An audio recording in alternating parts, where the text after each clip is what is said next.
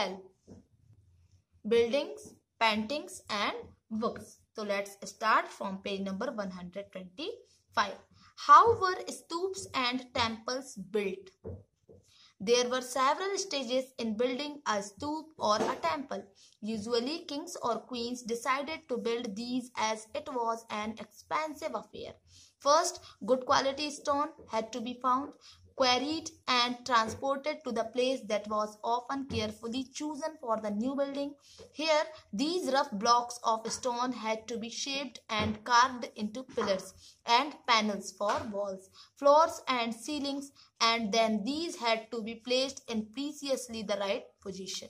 Okay, यहाँ देखें left में दिया हुआ ये एक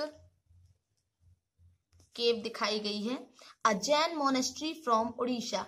This two-story building was carved out of the rock surface. पत्थर से ही किया गया है इसको, ठीक है, कार्विंग की गई है. Notice the entrance to the rooms. Jain monks lived and meditated in these rooms. In what ways in the cave shown here different from the illustration on 15 below? यहाँ एक और दिया हुआ है, देखें. A sculpture from the National Museum, New Delhi. Can you see how some of the caves may have been hollowed out? Kings and queens probably spent money from their treasury to pay the craft persons who worked to build these splendid structures. Besides, when devotees came to visit the temple or the stoop, they often brought gifts which were used to decorate the buildings. For example, an association of ivory workers paid for one of the beautiful gateways at Sachi. Among the other who paid for decorations were merchants, farmers, garland makers, perfumers, smiths, and hundreds of men and women. Okay. So, how were stoops and temples built? स्तूप और मंदिर किस तरह बनाए जाते थे? तो स्तूप और temples को बनाने की प्रक्रिया में कई स्टेजेस आते थे, अवस्थाएं आती थी. इसके लिए काफी मनी खर्च होती थी, पैसा खर्च होता था. इसलिए आमतौर पर किंग या क्वीन ही इन्हें बनाने का डिसाइड करते थे. तो पहला वर्ग अच्छे किस्म के पत्थर, है ना, गुड क्वालिटी ऑफ स्टोन्स ढूंढकर उसको शिलाखंडों को खोद कर निकालना होता था. ठीक है, शिलाखंड मीन्स होता है जहां पत्थर बहुत होते हैं ना, वहां से खोद खोद कर अच्छे क्वालिटी के स्टोन्स निकालते थे. फिर इस टेम्पल या स्तूप के लिए सोच समझकर तय किए गए प्लेस पर उन स्टोन्स को पहुंचाना होता था. यहाँ स्टोन्स को काट छाट कर तराशने के बाद, मतलब कार्विंग वगैरह करके, काट करके, ठीक है, उनके ब्लॉक्स बना लिए जाते थे, कार्व करके, है ना, कार्विंग करके तैयार कर लिया जाता था. ठीक है, पिलर्स तराशने के बाद खंभों means pillars, okay, floors, panels of wall, दीवारों की चौखट. ठीक है, पैनल्स ऑफ वॉल मीन्स होता है दीवारों की चौखट, फ्लोर मीन्स फर्श और सीलिंग मीन्स छतों का आकार दिया जाता था. ठीक है, इन सब के तैयार हो जाने पर सही प्लेस पर उन्हें लगाना काफी मुश्किल वाला काम था. ठीक है, राइट पोजीशन पे उसको सेट किया जाता था. ओके, तो इस तरह के शानदार स्ट्रक्चर को बिल्ड करने में क्राफ्ट पर्सन को सारा खर्च कौन देता था? किंग्स और क्वीन. ठीक है, इसके अलावा इन स्तूप या टेम्पल्स में आने वाले डेवोटीज मीन्स भक्त जो गिफ्ट अपने साथ लाते थे, उनसे बिल्डिंग की डेकोरेशन की जाती थी. ठीक है, जैसे हाथी दांत, ओके, का काम करने वाले लेबर्स के संघ ने सांची के एक एंट्रेंस गेट को बनाने का खर्च दिया था. ठीक है, इनकी सजावट के लिए पैसे देने वालों में ट्रेडर्स, फार्मर्स, है ना, गार्लैंड मेकर्स मीन्स माला बनाने वाले, परफ्यूमर्स मीन्स इत्र बनाने वाले, है ना, गोल्ड स्मिथ्स सुनार, ठीक है, ब्लैक स्मिथ मीन्स लोहार, और ऐसे कई मेन और वुमेन्स शामिल थे जिनके नाम उन पिलर्स, रेलिंग्स और वॉल्स पर खुदे हैं. जिनने जिनने मतलब बनवाया तो उनके नाम भी वहां पर कार्व करके लिखा गया है। इसलिए जब आप इन प्लेसेस को देखने जाओ तो ये याद रखना कि कितने सारे लोगों ने इन्हें बिल्ड करने और डेकोरेट करने में अपना योगदान दिया था। ठीक है, यहाँ एक दिखाया जा रहा है लेफ्ट में, ये देखें जैन मोनेस्ट्री दिखाई जा रही है यहाँ पर। ठीक है, तो उड़ीसा का है ये। एक हिल को, पहाड़ी को खोदकर इस डबल स्टोरी बिल्डिंग को बनाया गया है। तो इसके रूम्स के जो एंट्रेंस गेट हैं उनको ध्यान से देखो आप, इनमें जैन मॉन्क्स रहते थे और मेडिटेशन करते थे। ठीक है, फिर एक और ये जो दिया हुआ है नीचे देख सकते हैं आप, राष्ट्रीय संग्रह national museum, a sculpture from the national museum new Delhi. ठीक है, नई दिल्ली से एक स्कल्पचर का यहाँ पर पिक्चर दिया हुआ है आपको। तो क्या आप यहाँ देख पा रहे हो कि किस प्रकार केव्स की खुदाई की गई होगी। देखें, खुदाई करते थे, ये लोग दिख रहे हैं और खुदाई कर रहे हैं, देख सकते हैं आप यहाँ। ये इनके हाथों में कुछ औजार, कुछ वेपन्स रखे हुए हैं। ठीक है,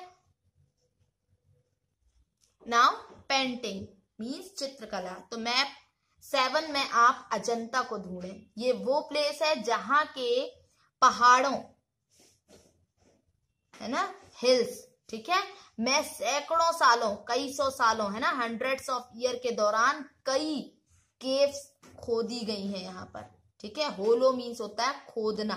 ठीक है, खोदी गई है। तो इनमें से ज्यादातर बौद्ध मोंक के लिए बनाए गए विहार थे। विहार नाम आप पहले भी सुन चुके हैं पहले के लेसन में। ठीक है, तो यहाँ इनमें से कुछ को पिक्चर्स द्वारा सजाया गया है।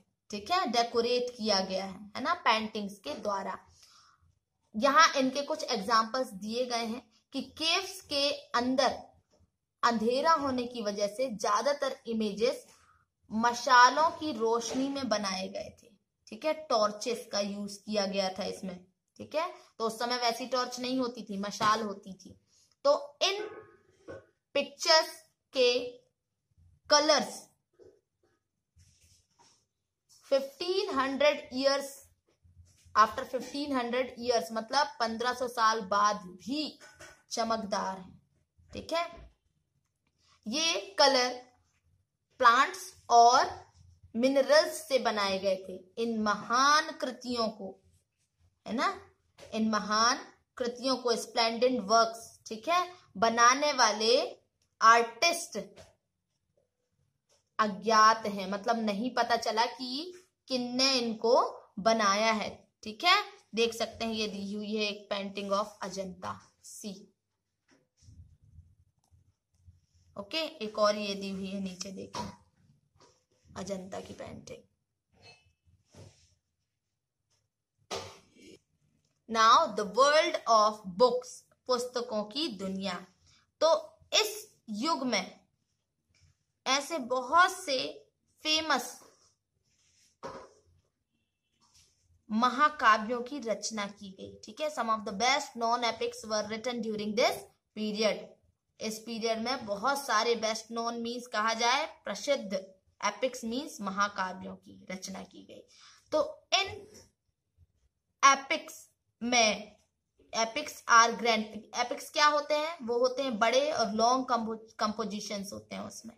ठीक है, और इसमें मैन और वुमेन, हीरोइक मीन्स होता है वीर गाथाएं। ठीक है, मैन, वुमेन और गॉड्स से रिलेटेड कथाएं होती हैं। ठीक है, मेंस वुमेन्स की वीर गाथाएं होती, गाथा, कथा, ये सब क्या कहानियां हैं। ठीक है, उनके बारे में बताया जाता है। तो लगभग 1800 ईयर्स एगो एक फेमस तमिल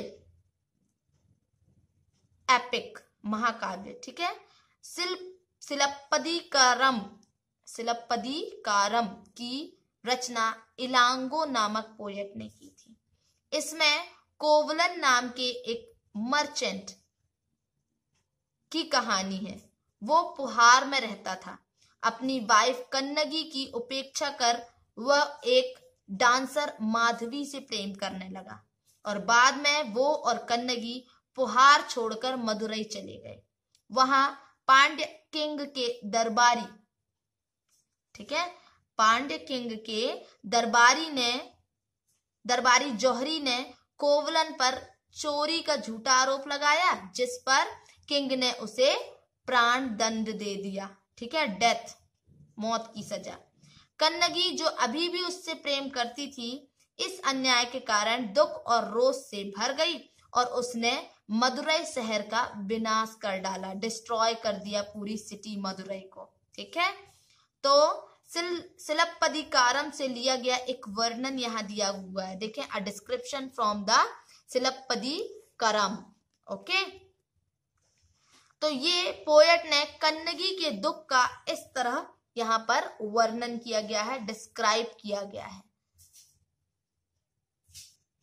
कि ओ मेरा दुख तो देखो, तुम मुझे सांत्वना तक नहीं दे सकते। क्या यह सही है कि इम्प्योर सोने से सुंदर तुम्हारा शरीर बिना धुला धूल से सना यूं ही पड़ा है? यह कहाँ का न्याय है कि गोधूली की इस स्वर्णिम आभा में फूल माला से ढके सुंदर वक्ष स्थल वाले तुम जमीन पर गिरे पड़े हो। मैं अकेली असहाय और हताश होकर खड़ी हूँ। क्या ईश्वर नहीं है?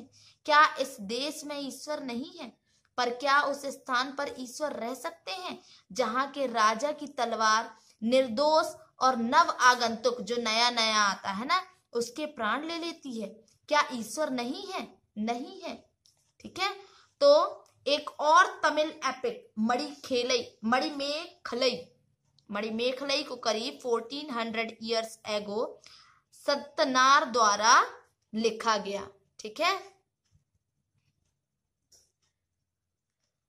इसमें कोवलन और माधवी की बेटी की कहानी है। ये रचनाएं कई सेंचुरीज पहले ही खो गई थी, है ना, ये राइटिंग्स जो थी, तो उनकी मैन्युस्क्रिप्ट्स दोबारा लगभग 100 साल पहले मिली है, ओके, रिडिस्कवर्ड किया गया है। तो और भी ऐसे राइटर थे जैसे कालिदास, जिसके बारे में आपने चैप्टर 11 में पढ़ा, वो संस्कृत में लिखते थे, ठीक है। Rest we will read tomorrow.